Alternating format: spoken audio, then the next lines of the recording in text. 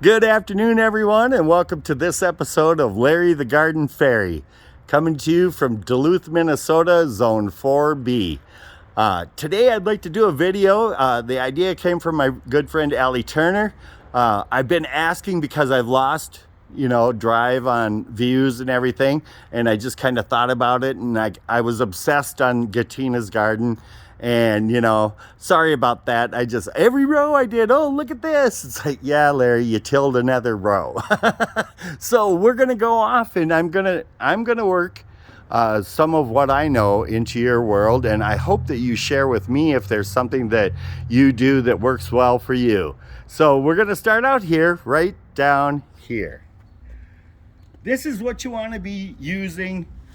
If you have the ground that just doesn't grow anything, you guys, you need to break it up. You need to work in some compost. If it's a clay situation you have, add some gypsum. Sorry, I don't have a bag of that out here for you, but great way to break up clay. Gypsum, fantastic. Throw in a little compost. When you're planting and transplanting, use a root, like this is called a mycorrhiza.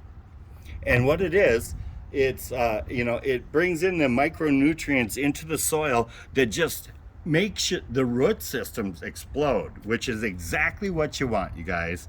When you're putting plants in the ground, they cost you 10 bucks, 20 bucks, 50 bucks, $100.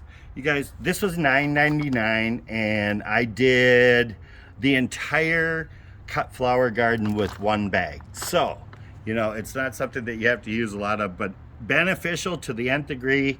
This is just the brand that I use.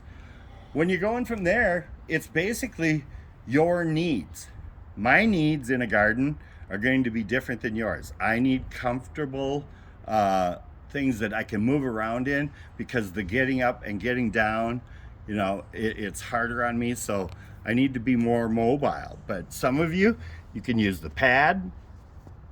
Some of you can just get on your knees. I mean, bless you. But I prefer Dick's pad. I think that if you're going to use one, it's got a nice memory foam feel to it, and it's got a good handle, because you need to have a good handle. Just kneel on it, move it with you. I don't like these because of the getting up to move it. I don't like it. But if you're more flexible than I am, go for it. This here is a garden stand or bench or seat or whatever you'd like to call it. But it's got two different ways to use it. You can flip it this way. You're sitting about 2 feet off the ground. You flip it upside down.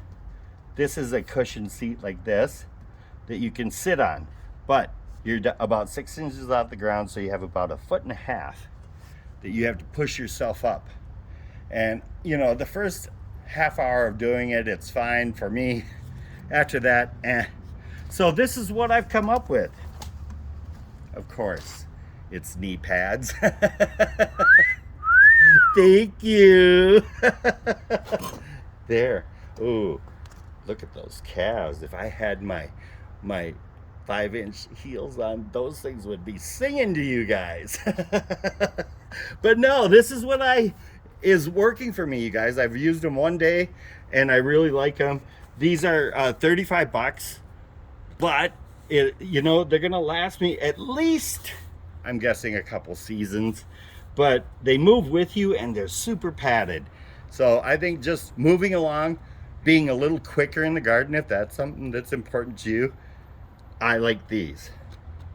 Now, once you get your plants into the garden with the good soil and the good root mycorrhizal, watering the plants. It's really important when you're starting new plants, no matter if they're a tree, a shrub, unless it's something that prefers dry situations, you need to water it for the first season that you have it. It's one of those things that, you put in a maple tree and think, oh, it's a tree.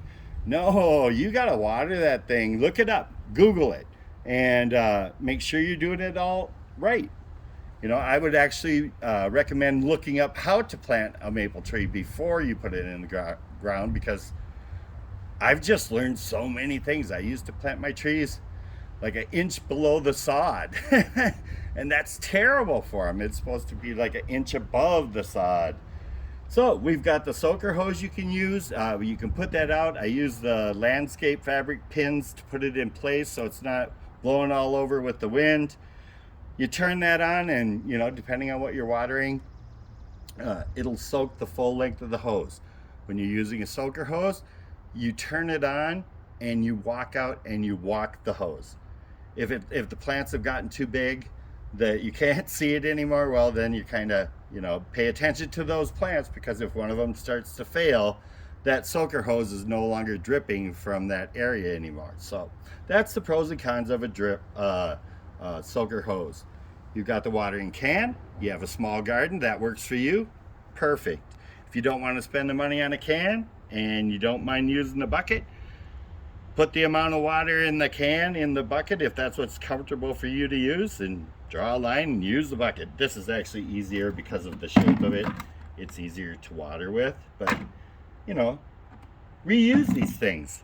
If you're going to get into bigger gardening and a lot of planting and everything, these are the tools over here that we use for putting things in the ground. You know, if you're going to be doing fence posts, the post driver, oh my God, the way to go. You can do post hole diggers if you're cementing something in. This is an edger. If you're the person that is really particular about your edging, you need one of these. They're so much easier to use than a shovel. The rounded bottom on them, you could kind of just turn around the corners with it and just make a really nice tight edge for it. You know, you've just got your round shovel here. You've got the long shovel, whatever you want to call it, drain shovel, is that what they called it? Yeah, I think it was. Garden fork, a rake, and you guys, again, this is by what you do.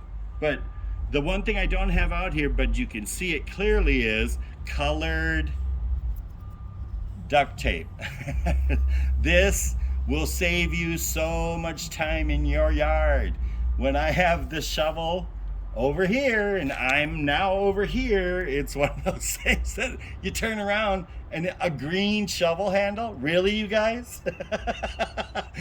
So I make mine yellow and red and green so I can see it from across the yard. But you can see we put it on everything. It just makes everything easier. I have the green tape on the trowel here, which once you get past the big end of it, planting, if you're just doing a little garden that you're going to be, you know, down on your hands and knees with, you've got a trowel. I like this one. It's a little more pointy, so you can get through the soil easier. And, you know, you have to use a few more divots to get in there, but oh well. But there you can see this needs to be redone. But this had the tape on it too, because anything that you have with you gardening, you're gonna leave it lay somewhere. This here, oh my goodness, Gary got me this because my favorite YouTube channel, Garden Answer, Laura, uses one of these. This is mainly when you're working with seedlings, or if you're doing like a succulent arrangement in a nice, you know, bowl or basket. It's for fine work. But doing seedlings, plucking seedlings and retraying them, awesome, awesome, awesome. You want a pruner? This is an old set. We've got 3 or 4 of them, but this is just the one I grabbed. But with your pruners, it's something to keep them, all of these, you guys. You know, there's a little dirt on this. I just used it actually. But rinse them off just a little bit. These clean thoroughly when you're done using them. I would even use an antiseptic swab on them, because if you're going from plant to plant, they highly recommend that you wipe the blade from one plant to the other, so that if one of those plants is diseased, you're not cutting the next one and the next one and the next one and spreading that disease to them. That's why they recommend, you know, when I do my dahlias, then I wipe it. Then do sunflowers, then wipe it. You know, something like that. But then you have your mallet. This is if you're doing stakes you know, and you don't have a post driver, you know, this works well. This is what I put the short little 5-footers. I use these.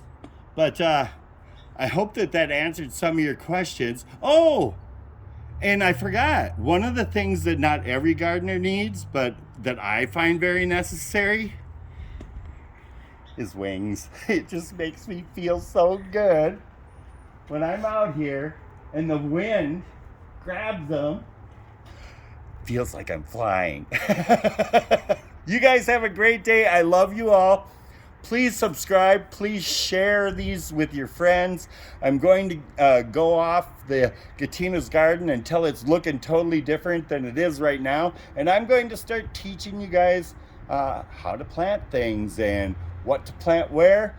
Next topic I'm going to do is going into nurseries. Someone said that, I believe it was Allie as well, that she gets anxiety the minute she walks in, and there's really some simple solutions to that. So tune in tomorrow and I'll share. All right, like I said, love you guys. Bye.